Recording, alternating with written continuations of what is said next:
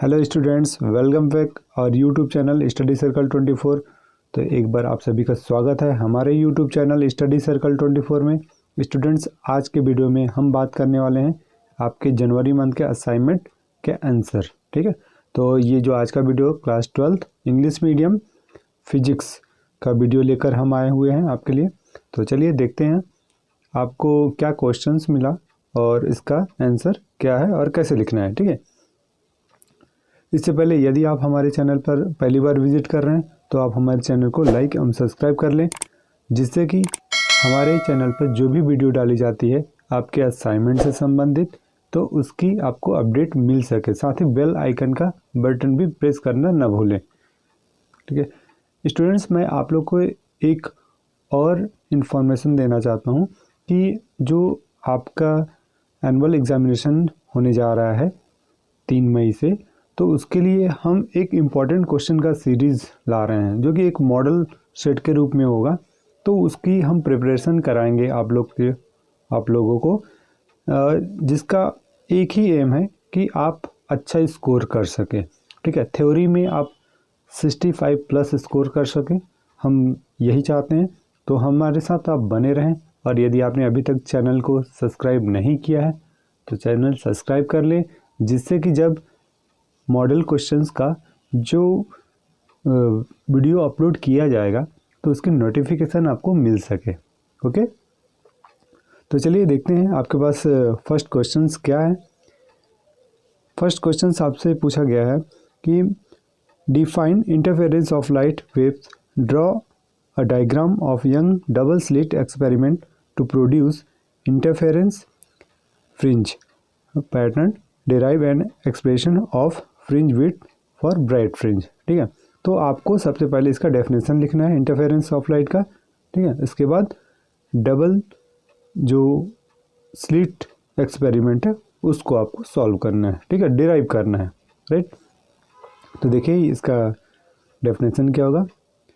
When two और more than two wave of same frequency and of nearly same amplitudes propagates in same medium in same direction, then due to superposition of these wave the intensity of light decrease and increase alternately, है ना। So the maximum and minimum are formed, the phenomenon is called interference of light। ये इसका definition हो जाएगा। Okay, means अगर आप graph बनाएंगे तो उसमें इसका एम्पलीट्यूड ये क्या होगा, एक बार मैक्सिमम एक बार लोवेस्ट होगा। ठीक है, राइट। ओके, तो इसको आप यहाँ से इसका डिफाइन लिख लीजिए। इसका देखिए यंग्स डबल स्लिट एक्सपेरिमेंट, इसको लिखेंगे आप। ठीक है, आप यहाँ नीचे इसको नोट कर लीजिए, और इसके बाद ये जो नीचे डायग्राम है उसको आप अच्छे से समझ लीजिए। आप देख सकते हैं यहाँ पास एस क्या है, एक सोर्स ऑफ लाइट। ठीक है, और फिर इसी के जस्ट पास में S1 और S2, ये दो स्लिट हैं, स्मॉल स्लिट होंगे। ठीक है, आप देख सकते हैं S1 और S2, इन दोनों के बीच का डिस्टेंस क्या है आपके पास, D, small d, right. Okay, तो यहाँ पास आपको यूज़ करना है। ये आप देखेंगे अगर O से लेकर S1, ठीक है, अगर S1 S2 की टोटल डिस्टेंस D है तो O और S1 का डिस्टेंस कितना हो जाएगा, D/2। ठीक है, दैट सेम टाइप OS2 नीचे इसका कितना होगा वैल्यू, D/2। ओके, और ये जो आप XY देख रहे हैं ये क्या है, एक स्क्रीन है। ठीक, जो यहाँ से लाइट इंटर होगी वो स्क्रीन पर आपको दिखाई देगा। ठीक, तो आप देख सकते हैं यहाँ पास, और ये जो दोनों स्लिट है और ये स्क्रीन, दोनों के बीच का डिस्टेंस क्या है, कैपिटल D है, राइट। तो इस प्रकार से आप यहाँ ये देख सकते हैं डायग्राम। ओके, बाकी यहाँ डिटेल दिया हुआ है। ठीक है, तो आप यहाँ से नोट कर लें। और स्टूडेंट्स, यदि आपको क्वेश्चंस नहीं समझ में आ रहे हैं, ठीक है, तो आप वीडियो के कमेंट बॉक्स में कमेंट करें, उसको हम बिल्कुल अच्छे से एक वीडियो बना देंगे जिससे कि आपको समझ में आ जाए। ठीक है, क्योंकि वीडियो लंबी हो जाएगी इसलिए मैं सभी चीज़ों को एक्सप्लेन नहीं कर रहा हूँ। ठीक है, तो जो अगर आपको कहीं भी क्वेश्चन में डाउट रहता है, नहीं समझ में आ रहा, तो आप कमेंट बॉक्स में कमेंट करके यहाँ पे आप हमें बता सकते हैं। ओके, चलिए इसको आप नीचे यहाँ नोट कर लीजिए।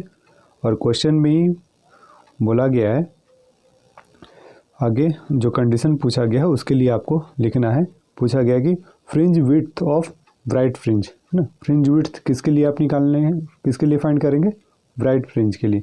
तो आप यहाँ से नीचे देख लीजिए, यहाँ से लिख सकते हैं। ओके, ये दो इक्वेशन मिलेंगे। एक तो x n is equal to 2n-1 into lambda into capital D upon 2d and x n plus 1 is equal to 2n+1 lambda D upon 2d। दोनों का आप डिस्टेंस निकाल दीजिए, है ना। मीन्स डिस्टेंस निकालने के लिए क्या करेंगे, दोनों को माइनस कर दीजिए। तो आपके पास क्या आएगा, lambda capital D by small D.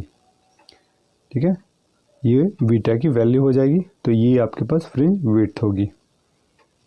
Okay, चलिए आप यहाँ से आप नोट कर लीजिए। नेक्स्ट क्वेश्चन देखते हैं। क्वेश्चन नंबर 2 है, write the statement of Bohr's second postulate of quantization. ठीक है, तो इसको आपको quantization describe de Broglie explanation of Bohr's second postulate of quantization, write two limitations of Bohr's model.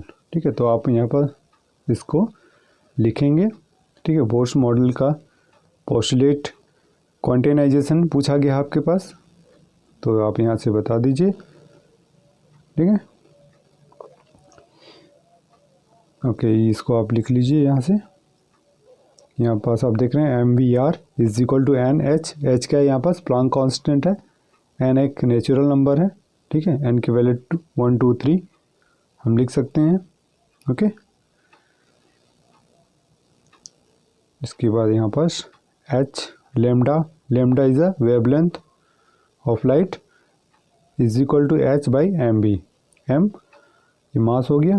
ठीक है, इलेक्ट्रॉन का मास होगा, और V speed, velocity of light या फिर स्पीड ऑफ लाइट। इसके बाद ये आप डायग्राम बना दीजिएगा। ठीक है,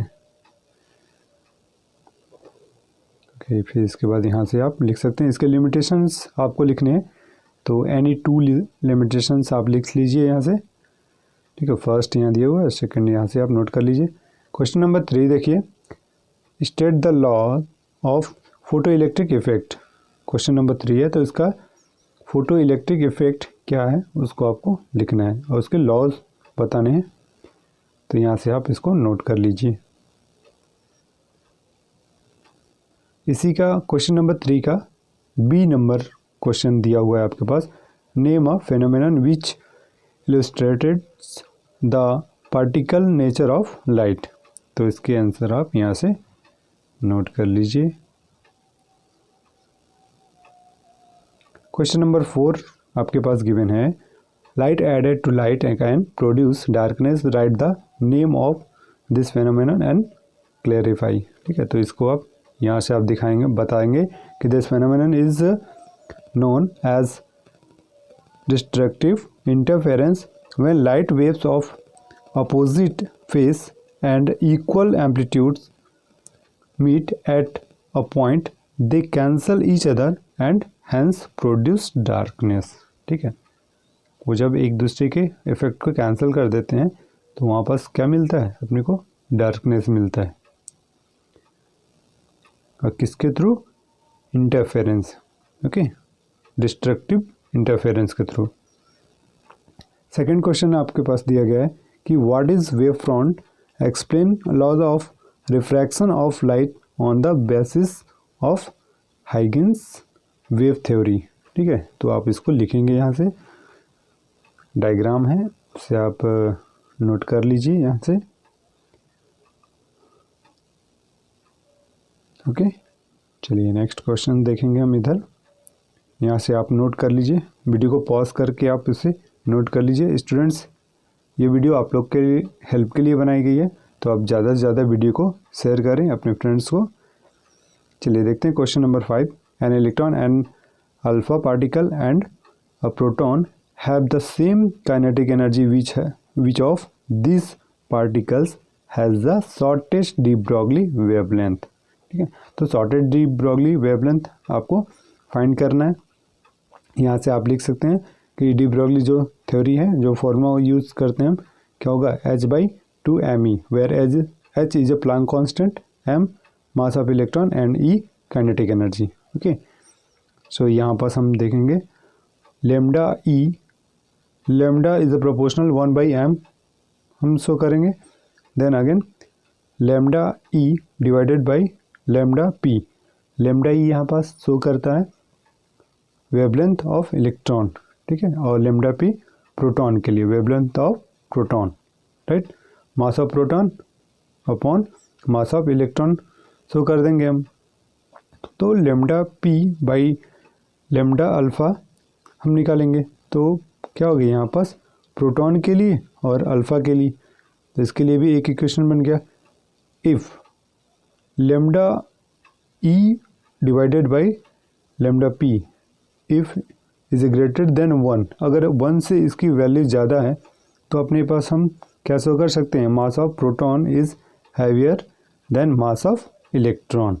ठीक है, तो आप यहाँ से दिखाइए कि lambda E by lambda P is greater than 1, so lambda E is greater than lambda P। ठीक, तो ऐसे ही हम प्रोटॉन के साथ भी दिखाएंगे, प्रोटॉन और अल्फ़ा के लिए भी। ठीक है, तो lambda P by lambda alpha, okay, wavelength of proton divided by wavelength of alpha, ठीक है, इज ए ग्रेटर देन 1, तो क्या आएगा आपके पास lambda P is a greater than lambda alpha.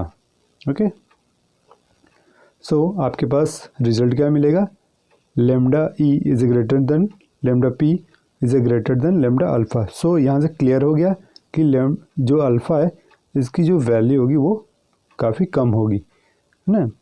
ठीक है, तो आप लिखेंगे alpha particle has the shortest de Broglie wavelength, ये इसका आंसर हो गया। फिर नेक्स्ट है सेकेंड क्वेश्चन है आपके पास, using the Rydberg formula calculate the wavelength of first four spectral Lyman series of the hydrogen spectrum. ठीक है, हाइड्रोजन स्पेक्ट्रम के लिए आपको लाइमन सीरीज़ का यहाँ पर आपको स्पेक्ट्रम के बारे में बताना है। तो लाइमन सीरीज़ का डिफाइन आप लिख दीजिए। ठीक है, RH यहाँ पास क्या है, Rydberg constant. Okay, lambda wavelength के लिए अप्लाई करेंगे, तो आप यहाँ यूज़ कर सकते हैं, they lie in ultraviolet ray region of spectrum. So HC, where H is a Planck constant, C light of velocity या speed of light, and lambda is a wavelength of light. Okay, तो इसकी value क्या मिलेगी आपको, 1.36 into 1.6 into 10⁻⁻19 into 1/n1 square minus 1/n2 square, ये फॉर्मूले में आ जाएगा, where n1 is equal to final state of electron and n2 initial state of electron ions. Okay, so इसकी वैल्यू आप शो करेंगे यहाँ से, lambda is equal to HC divided by 21.76 into 6 into 10⁻⁻19 into 1/n1 square minus 1/n2 square. फिर आप यहाँ से show करिए कि Lyman n is equal to 1, यानी n1 की वैल्यू अगर आप 1 पुटअप करते हैं तो क्या आएगा, lambda is equal to HC divided by 21.76 into 10⁻⁻19 1/1 minus 1/n2 square, तो क्रॉस मल्टीप्लाई हो जाएगा।